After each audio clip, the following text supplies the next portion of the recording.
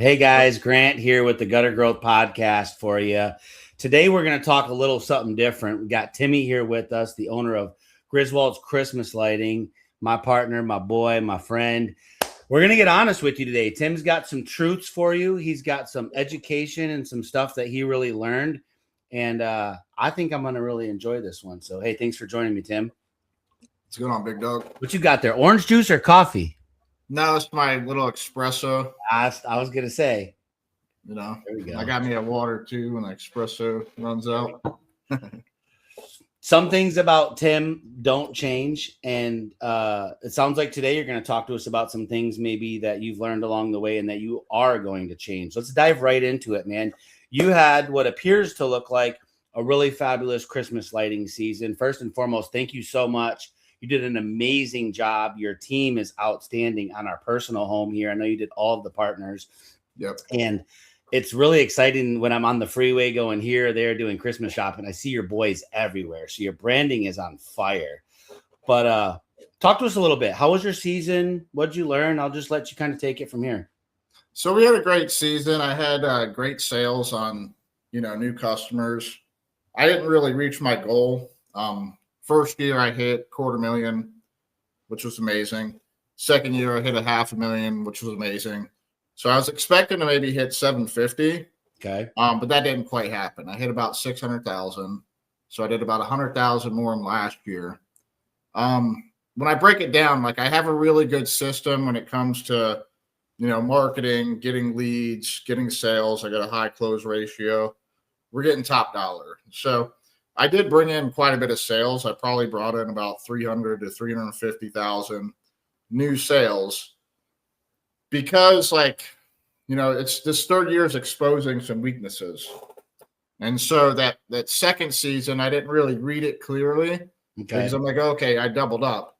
But realistically, I mean, I had 350,000 in sales and I only brought back 150 that second season from the initial 250 from that first season. That makes sense. So my retention rate kind of sucks, to be honest with you. So let me key in on that a little bit, the importance, because, that I don't know. I'm a gutter guy, right, at heart. Yep. And talk to us a little bit about, you should have, like, once you do gutters, right, the gutter job's done. And then we try to focus on maybe reoccurring cleaning. Where in the Christmas light industry, what does that reoccurring look like? Should you be keeping 50 or 80% of your clients? What's the average, do you think? I would say average is probably 80%. Okay. I would say, 90% would be amazing. Mm-hmm. I think that I'm hitting around 60, 65%. What's the hole, do you think? The economy or something you did? I mean, in the area that I'm in, we got a lot of snowbirds. So a lot of them just, some people don't come down, but I can't blame it on all of that.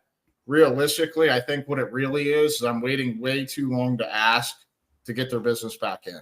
Okay. And it's just like even some of the new people that I'm bringing in, like the new customers, they're telling me, yeah, I got my lights done last year, but I can't remember who did it. So it could just be like, A, they forgot about me. B, I wasn't in their face enough because I waited until July to do, some marketing. I'll do the Christmas in July promotion. Okay. And that's really when I started to try to get people back on. It was in July. I think it's just way too long. That's like, 5-6 months from now, 6 months from now. Yeah. The excitement's over. The dopamine hits are gone. And I was coming in July asking for a 50% deposit, which is kind of like a big ask. It is. And I don't really want to ask them for a 50% deposit right now either, but I know that I need to lock them in now. Yeah. So you also did something really, really good last year, ending the year. I know you spent a fortune on sending stuff to your clients. You sent a very expensive cup, Christmas card, things like that. But I hear you. Maybe you didn't do enough. I like the way you're thinking and sharing that with people. What would be so if you could have it your way, what would you do? Start them at Christmas in July and just hit them every month, every week? What's your thoughts with that to really get that's what I was doing, but my thoughts are like, okay, how do I get commitment? Like I get commitment by, not having such a big ask. I mean, maybe not asking them for 50%. Like I definitely can't do that now. They just spent all their money on Christmas and holidays. And people usually tighten up in January. So what I'm going to do, though, is like right now I need to exploit the dopamine hit that they have, like the high that they have from having the lights, from having, So as we're scheduling takedowns, Okay. this year we're going to start calling them to schedule the takedowns. Once we're, scheduling the takedowns, we're going to ask them, are you happy with your season? You happy with the lights, with the service? Once we hear that, yes, then we're going to go ahead and ask them, to go ahead and commit to locking them in for the schedule for next year. Instead of asking for 50%, I'm just going to ask for $79 to book the spot. Yeah. Or $97, I mean. Yeah. So it's under $100. It's really low risk. Yep. They just told me they're happy. And so now I'm just going to get all my commitments now.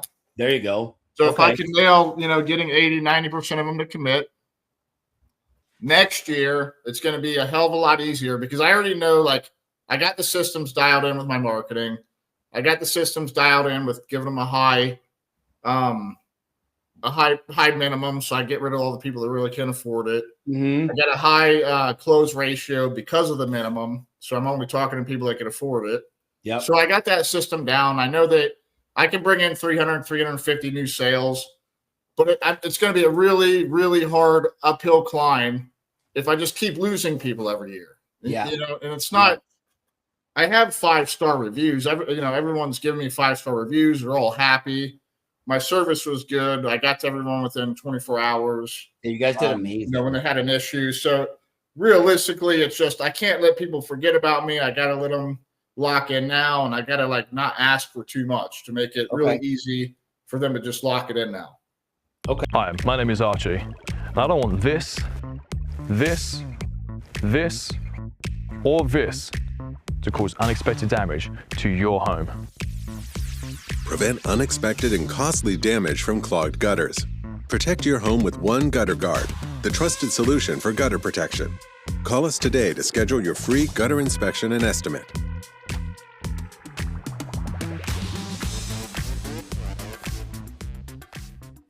Okay. No, I like that. That's great information. Let's go back a little bit. So this is your third season, and you did around $600,000, you said. And I know personally you weren't real happy with that. I'm really excited for you, but let's start off. How'd you even get to 600? How are you doing your marketing? You want to share some of that? I know you're working with Pipeline, I believe.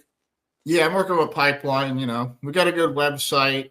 The thing is just most people are scared to spend, or they allocate the money into the wrong spots. Like I was teaching a couple of people this year, and they put a lot of money into EDDM, or they put money into like radio or TV, and it's just a lot of the stuff I just wouldn't do. Okay. A lot of it was wasted efforts for these guys. And so I just go really, really heavy on yard signs. It's effective. It's cheap. I probably put out about 700 signs this year. Yeah. Heavy on ads. I'm spending $2,000-3,000 on Facebook ads per month during that short season. And then, $6,000 to $8,000 on AdWords. So I have a really big budget. You're getting it. I'm getting to work, and I'm getting enough leads to come in to where I'm not afraid to get rid of them. Like literally my office's my front office, their job is to get rid of as many leads as they can, because if I'm driving to a place that can't even afford $1,500, right, I'm literally just wasting my time. Yeah. It's like a short season. I don't have time to waste time. So you have to get enough leads so that you can set the right minimum, so that when you are going to talk to people, you're talking to people that can literally afford it. You're not going to have it. They say that 20% is the average close rate in this industry. Yeah. I didn't have that. I had like a 55% close rate. And so awesome. The reason why I have that is because I'm literally just getting rid of all the people that can't afford. So you're doing a little pre-qualifying per se over there. Lee's doing some what does that look like if you want to share? You don't want to tell us all your secrets, but just straight up saying, hey, we have a $1,500 minimum. Do you still want us to come out? What does that look like? Yeah, basically. I mean, we have an automatic text message. So say if like the office is on the phone, because the phone's blowing up. Yeah. There's a good chance she's on the phone. So if she is, we have an automatic text message. It kind of tells them all that. Yeah. Tells them about the service. And then when she gets someone on the phone, she's just letting them know. We don't say like our minimum is. Right. We say that we start at $1,500. Start at $1,500. That's the type of design you're going to get from us is a $1,500 plus, right? And then if someone's like, "Oh, well, that's way too expensive," well, okay, all right, well, sorry. At least I know like I'm not going to waste my time. So Yeah. it is what it is. Like it's a premium service, and we move on. And I'm only quoting serious people. 100%. Okay, so diving forward, you got your marketing locked in. You're getting a ton of leads. Were you happy with sounds like you were, amount of leads you got this year versus last year? Talk to us a little bit about, again, new rookie. And a lot of our listeners in the gutter industry are rookies at this. If they're thinking about getting in, how many more leads did you want this year from last year? Or do you not look at it that way and you're fine just getting the same leads? Right. Because it's based off of I would always like reoccurring, more. I would always like more leads, and I'm not saying there's things that I won't do next year to try to get more, but I'm pretty happy with my little lead engine that I got going on. Yep. I just need to fix the problem on retention. So like what that kind of looks like, if I fix the problem on retention this year and I can bring back 500,000 of the 600,000, which I think would be realistic. That's really what it should be. Like, yeah, I'm not doing my job if I can't do that. So yep. I had some weaknesses to fix. So we're fixing that.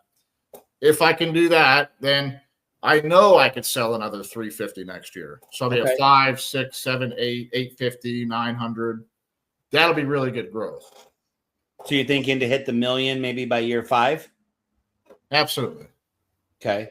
If the retention's fixed, and I'm going to nail that down. I think that $97. I don't know how someone's going to say no after they just told me they're happy with their service. Yeah, I was gonna, and we didn't talk offline about this. We just kind of jumped in, so I was really curious to hear. And as soon as you said like, how would you lock them in? My brain went to like, hey, when you call them and schedule to remove the lights, why wouldn't it be like, give me $100 bill just to lock this in, because the commitment's going to be a lot easier. And then once they're already dialed in with that deposit, then it's automated after that. When would you like to be scheduled? Are you making any changes to your system this year? And that leads me to my next question. Although frustrating, is there any tact? Is there any good situation around asking them, or do you want to stay far away from that? Like, does that make you more premium that says, hey, I know you loved your service and your colors and your lighting last year, but would you like to level it up, spending more money, maybe do more of the house? Or would you like to make a color change? What does all that look like? Yeah, no, absolutely. I mean, you get some people that just add stuff every single year, but you got to use the power of suggestion and suggest it. So if you don't suggest it, then they might just go with the same thing. So that's going to be a suggestion, you know. Are you adding more things? I know in the first couple of years, I could imagine me, like I would just probably try to get a lot of lights done, maybe some REITs. And then as the years, you know, as you make some money and invest, are you doing more REITs, more blow ups, more little Christmas trees, reindeer? Are you into all of that yet? Or are you really just liking just the lighting? Because it looks like here in South Florida, the palm trees are just like the way you did my palm trees, like pretty quick. It's nice. They're still up. It looks good. But talk to me about all those, I guess, accessories. Do you find a need for them, or? You know, I'm a big believer in simplicity. So, like, I think that a simple business scales. I think that if you do too much shit, it becomes hard to scale. Okay. You know, one thing, you're like having all these things to have to store. Like, so that's why I'm not getting into blow ups and stuff like that. I do wreaths. Wreaths are great, but it does kind of suck for the storage. Yes. I'm not real big on garland. Garland's a good moneymaker, but again, it sucks for the storage. I mean, like 4 pieces of garland takes up a box like this big. So it's just like, for me, like, you know, I just don't push that stuff. It's if somebody wants it, it's not that I won't do it. It's just I'm literally not going to push it.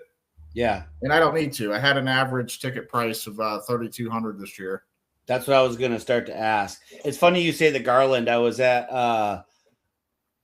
Lowe's or Home Depot the other day I was getting some drains for that big straight face job we're doing. Yeah. And I saw, I think it was 3 box trucks unmarked, you know, and it wasn't brand new. They were there obviously buying something, but when I was pulling in, they had opened all the back. I mean, it was smashed full of garland. I mean, and I could just imagine trying to straighten all that stuff out. And I was like, I wonder, probably was a big project, maybe like a university or something. Right. But I was like, That's a lot of garland. And I've seen It it takes on up so much room. You know, and I yeah. guarantee you, if I pushed it, I would have sold a hell of a lot more of it.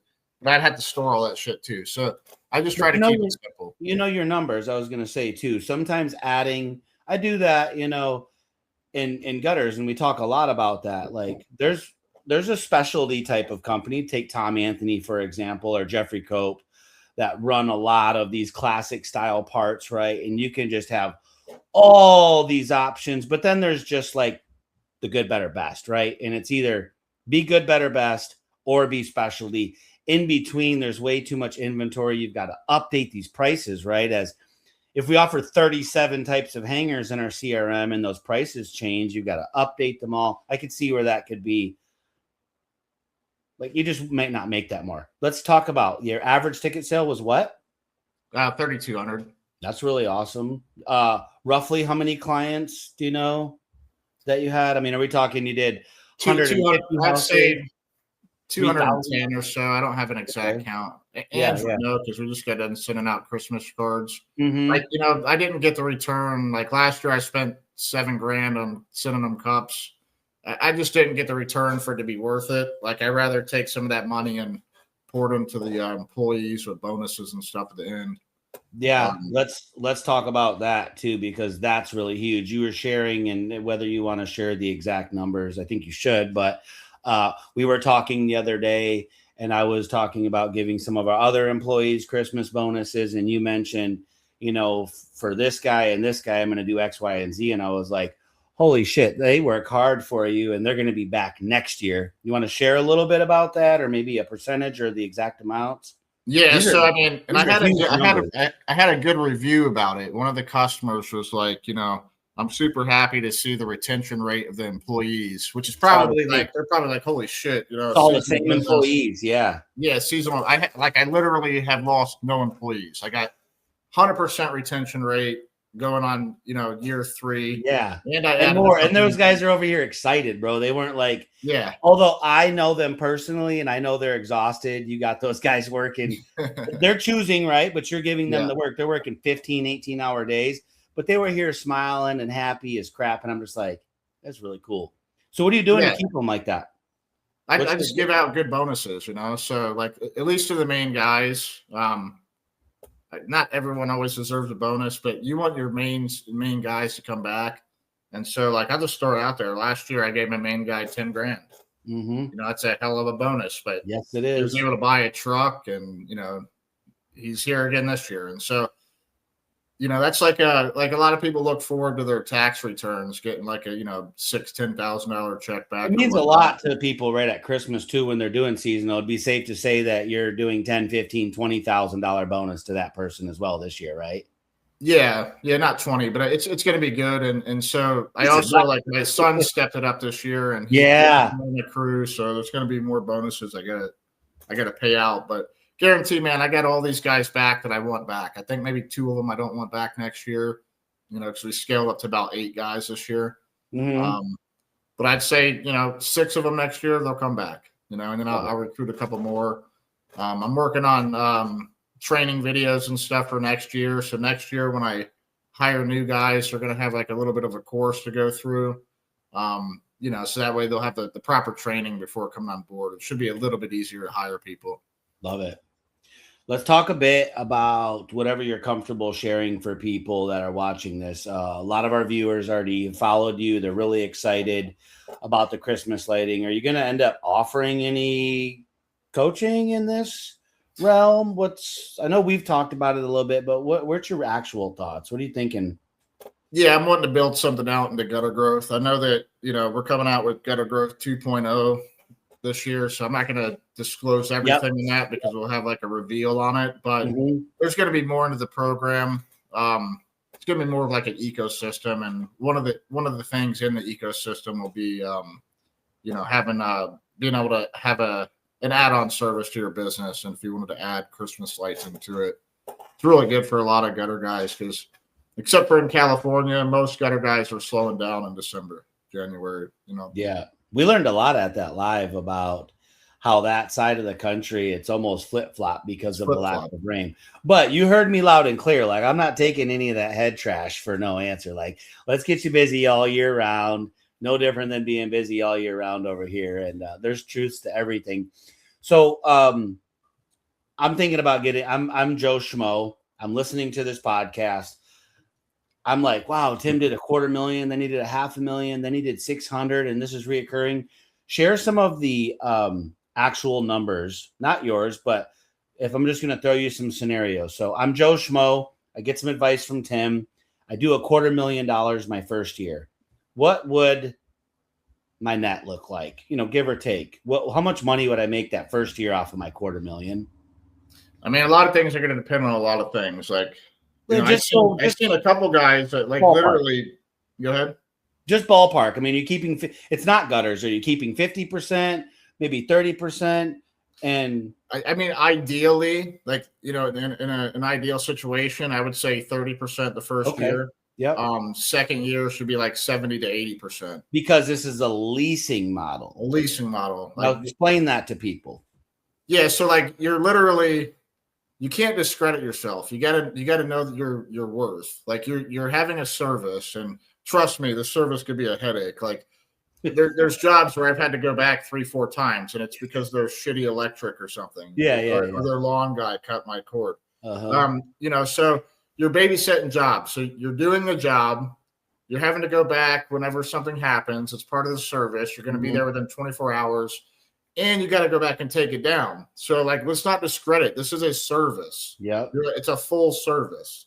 So you're not selling them lights. You're selling them a service, and you're giving them good service. That's an emotion. That's an emotion that they're purchasing. It's an emotional buy. Like, you know, they're emotional about the feeling that Christmas gives them. They're like buying a feeling. It's like they have that feeling every year, and if they don't have their Christmas lights, like, it was a bad Christmas. You know what it felt like, Tim? You excuse my French, man. You did my fucking lights before Halloween this year, right? Yeah. And life has uphills and downhills, and I'm always smiling, but every day is not easy. But every day has been amazing as I pull up all the way since Halloween, and my house was the only one lit. And as soon as I saw my house, I couldn't help but have Christmas cheer and start to get really excited about what I knew those lights represent. And to me, it's in my faith and all the kids and presents and mistletoe and my wife looking stunning. Grant, I don't know if you've ever had anyone cry during a gutter estimate, but I have people cry during Christmas light estimates, dude. I've had a couple of tears in gutters, but usually usually it's because the husband just died and I gave them a great deal or something. But yeah, not that emotional. Yeah. No.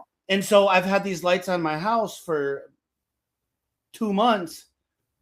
I had a bad week last week. I had some stuff and I was just flustered and trying to figure out the next year. But every night as I pulled up to my home, I was like, son of a bitch, the Christmas spirit. Here we go. Yeah, man. Okay. So, right. It is an emotional service. I like the way you're putting it. So coming to year 2, you're saying they should keep 50 to 80%. Depending on what they do. Yeah, like you shouldn't be like telling your customers, "Hey, I'm going to sell you these lights." Because listen, shit's going to go wrong with those lights. Now you're asking them to buy parts for those lights. Like, listen, they're paying for the service. They just care that their lights are there, that they don't have to touch them.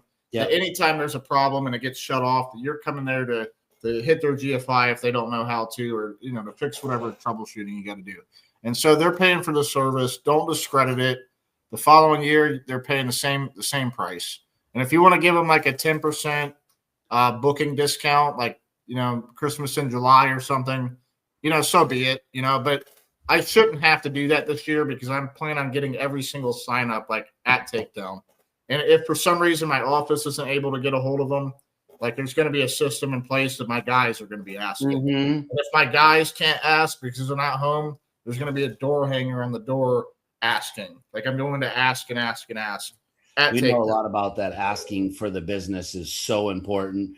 So let me throw you a curveball. And I know me and you sometimes agree on things. We disagree. We have different points of view and we have different experiences. But this, again, I know nothing about lighting. Does it make sense at the first sale or maybe the second sale, like what you're talking about, to get that $79 deposit to also have some type of, and maybe you do, contract. Because I would be like this. I'm coming to Tim. You called me year one. Hey, Grant, we understand you're a service for $1,500 plus. Let's say they're going to spend, around $3,000 on lights. And now I hit you with, hey, Tim, it's $3,200 this first year. But, if you signed a 3-year contract with me, that would come down to $2,900. And if you ever wanted to do additional services, let's say next year you really regretted not putting in that snowman or, doing the side of the house, whatever it is, because like I do with my reoccurring cleanings for mothers and things like that, that you would save additional 10 or 20% off of every additional item you add as long as you're in this 3-year contract.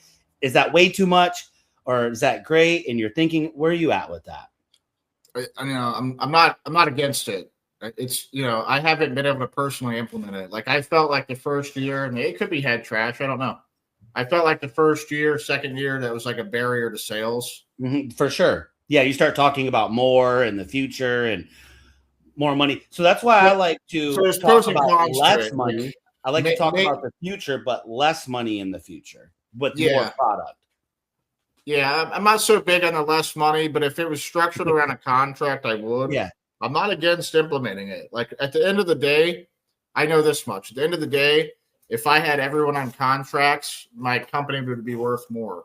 Yeah. I wouldn't have the retention problem. So I don't know. Like I'm feeling it out this year. This year I'm going to go ahead and play with the low barrier to entry. Yeah. Now there will be some verbiage in the estimate, as far as it being a contract. So it is a contract. Yep. But I'm not having them do a DocuSign right now for a 3-year. I'm not saying that I'll never implement that because I would love that. Like I know at the end of the day, if I had that, my business would be more valuable. So I'm not against it at all. It's just implementing it. I'm at this place. I got to try to make as many of them come back. Like if the $97 works, why do something else, right? Yeah, why do something else? And so I'm going to try the $97 first. Mm-hmm. I like that. If that doesn't work, next year I'll try it differently with getting them in a contract. But yeah, you're not being impatient. I like that about you with this. And then also you don't want to do too much so that you can collect the proper data on what works, right? Which means you have a really long-term vision.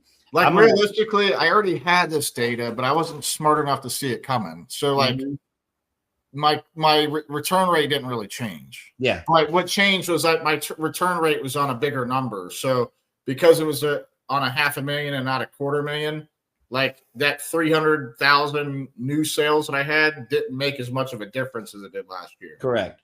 Well, and you made a great point too. The area that you're particularly serving, mothers serves them in gutters. And when you talk to some of these clients that have a $29 million home, they might not be coming to this $29 million home this year. They might be going to their $40 million home in Morocco or in London. And so therefore they're not going to dress up their house this year. But maybe they still want their house dressed up because they have so much money and it's out of sight, out of mind. Like, do you want to be the naked house on the block? So I'm going to push you to do your $79 or $89 entry fee, but maybe also put that there could be this just a little emotional savings if you signed up for the next 3 years. I think you could benefit from that, but I don't know the lighting industry. No, yeah, I don't think you're wrong. It's just an option. It doesn't have to be a scary one, but you'll figure that out. Man, great job on the lighting season this year. It's been really, really cool to watch you just grow in that. Is there anything else you'd like to share with us about that? Recommendations? Can people reach out to you with questions about lighting, or do you want them to just leave you the hell alone? No, I'm always down for people to reach out to me. I've had a couple people I've been mentoring in the light business throughout the season. I haven't charged them or nothing. It's just got a couple people that I kind of looked out for this year. Mm-hmm. If you had, what's your biggest takeaway? Leave us with that this year, just in business, gutter growth, summit, lights. We got a lot. We don't have to say it all, but what's your biggest? It's the end of the year. It's the holidays. What's your biggest takeaway from just business overall for us? You got to be really objective in business. You can't let your feelings get into it. Like, you have to be objective so you have a clear mind and kind of look at what the problem is. Like, I'm not too emotional that I didn't hit my goal. Like, okay, I didn't hit it. Well, why didn't I hit it? Well, this is why. It wasn't my sales. It was the fact that my retention rate sucked. And sometimes you got to be honest with yourself. Yeah. You're going to have weaknesses in business. You have a lot of weaknesses. We all do. And so it's kind of being objective and finding out what those weaknesses are and then turning them into strengths. Sometimes that takes a mentor. Yeah, no, sometimes it does. It almost always takes a mentor, right? Yeah. Even if it's God, your wife, your partners, or get some coaching, or just scroll all the pages every single day, just trying to take little snippets away, we recommend the mentor. But if you could, even if you don't have a mentor, if you could, take your emotion out of it and kind of like look at yourself from a higher perspective, looking down, and looking down at the situation, you can mentor yourself. But nice, slow roll, easy going. Like a rotisserie chicken. You got to be objective, though. Good stuff, Timmy. Hey, thanks a lot for sharing. Mostly wins. You didn't really have a lot of losses, but I love your takeaways. And you're right, man. And sometimes you got to step out, look at the things, and then like you did, you didn't come on here and fluff it up. You're honest. You didn't hit your lofty target, but man, I would love to came on here and be like, "Hey, man, I did 750. I could add 250 every year." But like, hey, man, you got to tell the truth. This is what it is. This is the problem. And you just got to be honest with yourself in business. So, my very last question for you, for people that are thinking about getting into the Christmas light, what do you think their very first mission is? As right now they're hearing this and they're going, I think I want to do lights next year. What's their very next step outside of like asking someone for advice? What would be the very first thing to do to position yourself? I would take a course on the installation part. I'm personally not too interested in teaching installation, even though I could. I'm just not really interested in it. Yeah. So I would maybe get a course with either Clippa or CLC or someone like that. Learn the installation part of it, but the best thing you could do is be prepared. Like literally, you should be ready to launch this in July, not wait until October. Like there's a lot of guys that last year that I seen that wanted to do it, and they just kind of they waited, and then here comes October, and like now it's just they don't have any momentum. And so you need to have this pre-planned and start kind of planning in July. Yeah. Like if you're able to do a Christmas in July promotion, even though it's a little bit easier when you've already had one season because you're marketing to your client base. It's already built out. You need to be prepared and you need to have a couple 100-yard signs out in September, believe it or not. Okay. So you have to be prepared for a Christmas in July, which means you need to really start almost at the beginning of the year in January. Your branding, who's your marketing? Are you using the same marketing team? Is that working? What kind of lights are you going to sell? Are you going to get trained? So you need to start in January, essentially, in your first year. Spend the next 3, 4, 5 months getting your crap together so you can officially open, technically, like advertising, CRM, all that in July. And then that little pause to get ready for the storm. Right. And then September, you need to be like hammering it. It's not too early. Like that's like literally when you need to start. Maybe I could throw this out, but all of our listeners are in the gutter industry. And so I don't know what we're going to do, if we're going to do it, but I'm just going to say, come join Gutter Growth, get help with your gutter business. And I'm pretty sure we've got something in our ecosystem where you could have some access to Tim and talk with him about lights. For sure. We're going to have that. Yeah. Happy holidays, guys. We're just so grateful for all of our viewers. I'm going to start asking. We didn't ask a lot in the first 2 years because me and Tim are givers. We really don't ask for anything, but I need you to hit that like, follow, subscribe, tell your buddy, tell your friend, ask your employees. Look, we talk so much education on here. Get your employees listening to us. So maybe have them listen to a podcast and then do a report back about something they've learned if it's pertinent to their growth. Timmy, as always, I appreciate your time, brother. Thanks for sharing that with us, and we'll see you on the next one. See you, brother. See you guys.